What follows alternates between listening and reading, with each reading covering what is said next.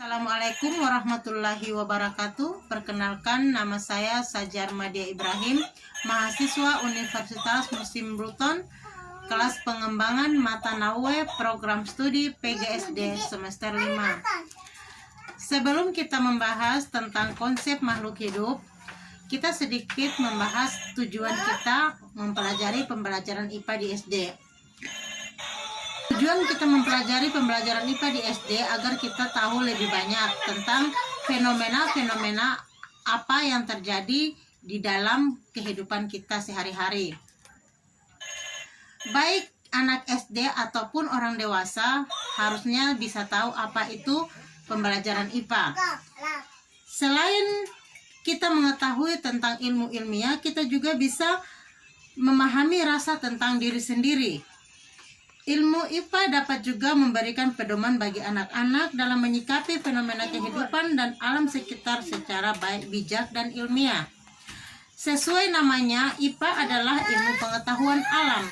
Artinya, sebuah ilmu yang berkaitan dengan alam, sehingga kita bisa memahami alam sekitar mulai dari binatang, tumbuhan, tanah, atau bumi, langit, bintang di langit, fenomena alam, bahkan juga tubuh kita sebagai manusia.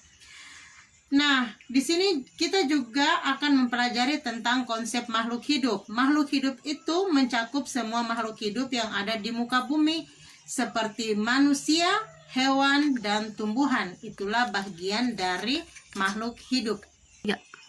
Makhluk hidup sendiri mempunyai ciri-ciri, yaitu bergerak, makan, peka terhadap rangsangan, bernapas, tumbuh, mengeluarkan zat sisa, berkembang biak, dan beradaptasi.